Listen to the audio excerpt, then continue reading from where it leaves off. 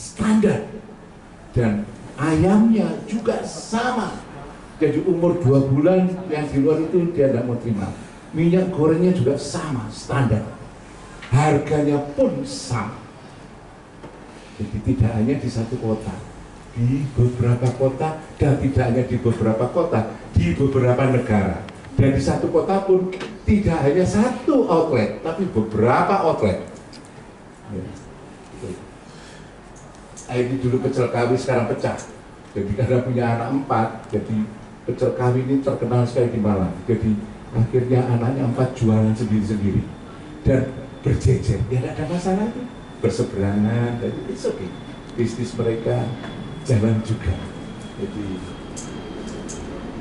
ini kalau Anda ke Malang ada rujak manis yang terkenal, Pak Yo. Dulu juga kecil sekali, sekarang jauh lebih luas. Fotokopi, ini fotokopi Angkasa Putra. Banyak kota juga ada, di Bandung ada, di Jogja ada, di tadinya kecil juga. Tapi apa yang dilakukan? Pelayanannya, begitu ada konsumen datang, langsung ditangkap dia. Berapapun yang dia fotokopi, ya, dilayani duluan. Ada orang yang khusus yang melayani. Dan fotokopiannya bagus sekali, persis sekali. Dan setelah selesai hari itu, mesinnya semua malam dibersihkan semuanya.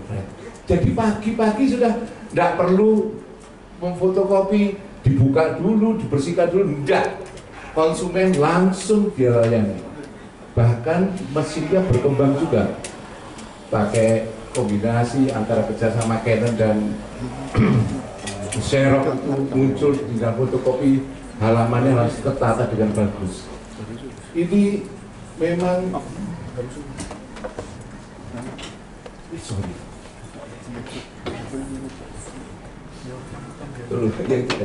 Itu warung Pak Amir, bener namanya Pak Amir, tapi yang melayani perempuan semuanya. Hebat sekali, pelayanannya bagus sekali. Saya sering kalau makan siang waktu ngajar di dekat kampus itu saya makan nasi di waktu siang di sini. Next, Bapak. Ngerti ya? Oke, next. Oke, ini juga warung bungkus Bani terkenal rawonnya. Jadi langganan orangnya sudah sepuh, nenek-nenek sekarang meninggal dunia baru diserahkan kepada anaknya. Sama dengan di UC itu family business itu sampai sekarang ada orang tua yang belum rela menyerahkan kepada anak-anaknya, sehingga anak-anaknya dipersiapkan sehingga mata kuliah entrepreneur menjadi populer sekali, supaya besok kalau mengelola punya orang tuanya mereka sudah siap. Next, Edward Moore.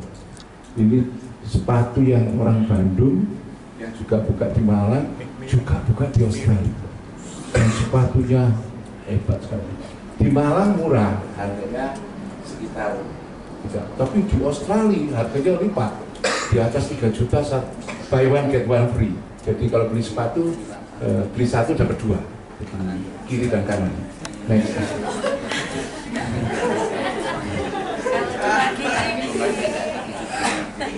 Kalau Anda pergi ke Singapura, Sri Foten, maksudnya kalau beli kaos 3 $10 lebih Sri Foten. Ini es juga terkenal sekali, ya. Karena saking terkenal ya akhirnya dia juga. Ya kolaps juga, ditangani orang lain ternyata bisnis itu tidak mudah. Jadi akhirnya juga tidak begitu laku seperti yang pertama. Next. Ini sekarang juga terkenal, nggak tahu di Malang sangat terkenal. Warung Shake and Steak.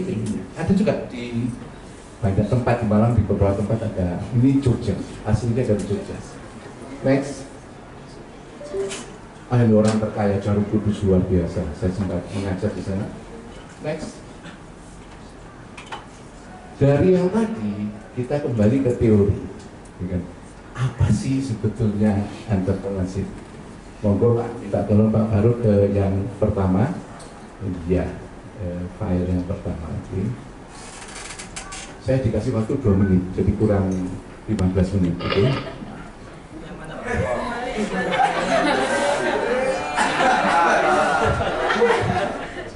Next. Ada yang nggak tanya?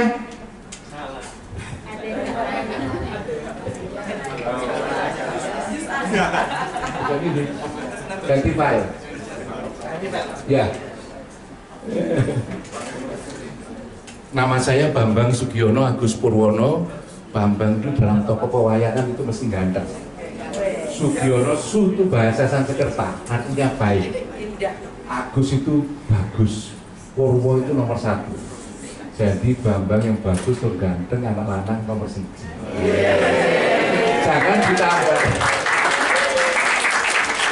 Jangan ditambahin Wono, Purwono, hutan, jadi ganteng tapi di hutan. Next. Nah, itu saya buat. Jadi ketika ini novelty, ketika orang-orang membuat hydroponics, saya buat hydroponics, kemudian saya kasih lele, kemudian pompanya saya gerakkan dengan solar cell. Novelty, kebaruan. Belum banyak yang melakukan itu. Apa artinya? Lele tadi menghasilkan kotoran yang airnya saya sirkulasikan ke pipa-pipa ke hidroponik. Artinya hidroponik ini kangkung ini tadi adalah organik, sangat organik. Dan saya kalau panen, saya sisakan 3 batang. Jadi pagi gunting, 3 minggu lagi panen lagi tuh. Kalau dulu kan dicabut, ini enggak. Jadi saya sisakan 3 sampai 5 kali panen. Jadi setiap pagi itu saya beli tadi bumbu pecelnya dipesen dari Madiun, dikirim. Jadi bumbunya dari Yugembrot. Nah, ini kangkungnya panen sendiri. Ya, dan lunak sekali. Vegetanya, seratnya lunak dan manisnya oke lah. Jadi saya kalau makan di depan istri saya, jadi semakin manis jadi rasa kangkungnya tadi. Ya. Next. Saya pasang sendiri tadi solar cell. Jadi saya panggil tukang beca, Anda satu hari dapat berapa? 25 ribu. Kamu mau tambahnya 50 ribu tak pinter ke? Maksudnya Bapak apa? Saya suruh buat tadi kerangkanya tadi, mau dia semakin pinter. Saya berikan alat yang presisi, alat motor dan seterusnya, semuanya serba presisi. Anda bisa buka di YouTube saya, Bambang Sak dan seterusnya. Next, kita akan bahas tentang topik ini. Next, kita akan bahas cepat. Next, kita bahas itu. Ya, yang kita lihat sekarang negeri kita ini negeri tercinta ini negeri yang sangat kaya raya. Belum itu baru daratannya sudah kayak gitu. Lautannya 70% dari luas negara kita. Itu belum dipanen itu, yang lautan belum banyak dia. Nggak ngapa-ngapain, nggak ngasih makan, kita tinggal panen saja. Itu 1 tahun miliaran dolar. Jadi kalau kita mau manen lautan, apalagi di Hangtua yang dipersiapkan kayak gini, disiapkan untuk mengelola ikan sih nggak ngopain di belas. Padahal kalau kita mau buat perikanan darat, lebih dari 50% itu pakan. Ini nggak ambil, di validated, diproses, masukkan makanan dalam kaleng, bisa tahan lebih lama lagi. Tapi rakyat yang miskin, 26 juta jiwa penduduk kita relatif pendapatannya di bawah $1. $1 per hari. Kalau Bank Dunia katakan $2 per hari. Itu miskin, sehingga miskinnya jadi 50 jutaan. Dari 270 juta jiwa ada yang miskin sekian. Ya tentunya kita tidak boleh diam saja. Ya negara agraris tapi impor beras. Itu juga negara kita ini sekarang sehingga bendungan dibuat sehingga yang tadinya setahun 1 kali panen sekarang bisa 3 kali panen. Harapannya tidak hanya mencukupi rakyat kita yang 404 juta ton, kebutuhannya bisa double atau triple. Sehingga peluang untuk pakan luar biasa. Anda bisa bisnis di makanan yang sekarang pemerintah subsidi memberikan dana penelitian berkaitan dengan pakan.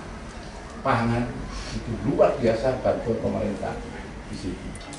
Dulu kita ekspor minyak, sekarang impor minyak. Tapi sekarang perkembangannya luar biasa setelah bendungan, setelah ada PLTA, sehingga energi ada berupa energi yang ramah lingkungan. negara Pancasila tapi korupsinya relatif sangat perlu dikurangi. Jadi hari ini permasalahan yang kita hadapi bersama. Next, ini kita profil kita bangsa kita. Coba lihat yang SD itu loh 20 berapa persen? Sangat banyak sekali, 48%. Jadi karyawan kita sekarang SD gratis, sekarang SMP diusahakan gratis, di Jerman sampai S1 gratis. Apa artinya? Maka tenaga kerja lulusan dari perguruan tinggi dari sekolah di Jerman sampai S1 gratis, Taiwan D1 gratis, Jepang itu sampai D3 gratis. Artinya tadi tenaga kerja kita punya keterampilan yang relatif bagus. Ini profil kita. Jadi SLTA, nah diploma juga belum banyak. Next, gaji. Waktu saya kuliah S2 di ITB, itu gaji orang Cina, karyawan di Cina 400.000 rupiah per bulan.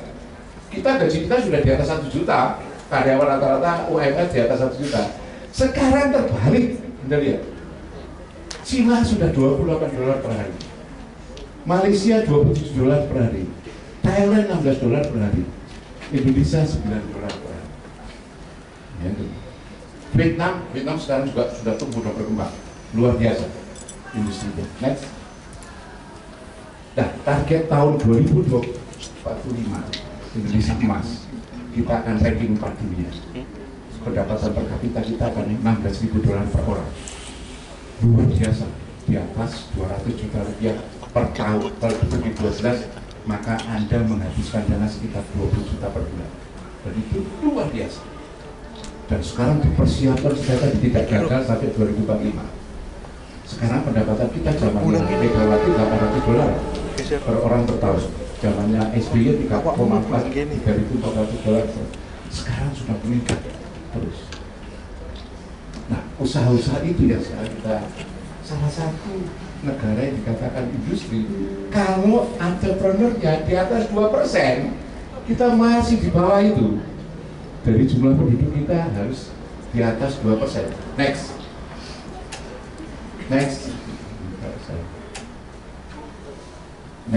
Nah,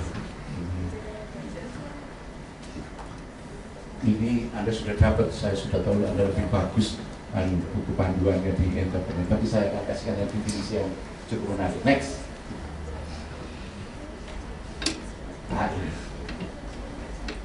Entrepreneur adalah someone who take a risk taker, pengambil risiko tinggi. Gimana besok kalau lulus mau ngapain?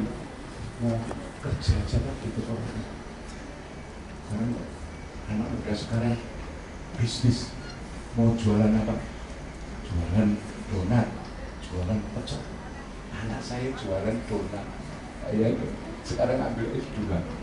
Tadi diriku pernah 15 juta rupiah untungnya 1 bulan jualan donat. Waduh, papa tak melu lah, yang main anaknya. Sangat bagus. Start something new, something different. Kentucky Fried Chicken, something new, something different. Kayak penyet, ayam penyet, sambal. Kalau Anda pergi ke Jogja itu sambal itu sampai 27 macam sambal. Tingkatannya sampai level berapa, sama-sama tingginya, luar biasa. Dan itu satu inovasi. Ada kreativitas, thinking new thing, berpikir sesuatu yang baru, that's creativity. Kemudian inovasi, doing new thing, lakukan, tidak hanya berpikir saja, tapi doing new things. Yang berikutnya dia katakan something new, something different dan unik. KFC, McD, resepnya Colonel Sanders itu, resepnya itu disimpan di bank supaya tidak dibajak oleh yang lain, sehingga dia secara hukum bagus sekali dan tidak senang menyontek. Senangnya originalitas. Dia seorang sesuatu something new, something different. Next. Dan menggeserkan, mengubah yang tadinya kualitas produknya misalkan 80%, 20% yang cacat, 80% baik, dia ubah, dia naikkan yieldnya, kualitas produknya. Saya pernah mengamati di satu pabrik rokok, itu cacatnya 20%. Bayangkan satu orang kalau sehari 1000 batang rokok, yang cacat itu 200 batang rokok. Kalau rokok tadi harganya Rp1.000 lah, saya nggak ngerokok, saya Rp1.000 atau Rp1.000. Berarti satu orang itu menghilangkan duit Rp200.000. Kalau karyawannya 2.000, berapa ya? 200.000 kali 1.000 saja. Grader itu 2.000, sekali 1.000 sudah 200 juta. Kali 200 hari kerja, miliaran itu yang hilang karena kualitas produknya relatif kurang bagus. Kualitasnya dinaikkan, ditingkatkan, yieldnya ditingkatkan. Dulu mesin fotokopi 1 menit 25 lembar. Kemudian muncul Canon kerjasama dengan Xerox. Akhirnya sekarang menjadi 1 menit 55 lembar. Sekarang kita nyerahkan flash disk, sudah tercetak dan tertata dengan bagus. That's innovation. Kemudian, ini sampah jadi pupuk, hambatan menjadi peluang. SWOT analysis, strength, weaknesses, opportunity, and threat. Hambatan menjadi satu peluang dan menguntungkan. Sampah dan luar biasa. Sampah itu yang di Surabaya itu tingginya 7 meter, berapa hektar, berapa ton, luar biasa, banyak sekali. Dikatakan entrepreneur di division someone who start his own. Ketika Bill Gates itu kuliah nggak selesai di Harvard University, itu tingkat 2 dia sudah bisnis di Microsoft, di membuat software. Apa yang dia lakukan? Dia patenkan, dia legalkan, dan sekarang miliarder, 600 miliar US dollar kekayaannya, 61 miliar US dollar, berapa triliun? 900 triliun kekayaannya, dan sumbangsinya luar biasa lewat istrinya Belinda Gates, lewat satu foundation Belinda Gates. Start this own new something new. Dan nggak perlu bisnis ketika bikin pesawat terbang, bisa lulus bikin pesawat terbang, bikin kapal caraka sekian ton bobot mati DWT, nggak usah. Something new, something different and small, nggak usah gede-gedean. Ya gede-gede urusan Habibie, coba bikin pesawat terbang urusannya Habibie aja kita gitu. Next, nanti silakan, nggak usah dicatat, filenya ada di Paro. Jadi silakan dengan kopi.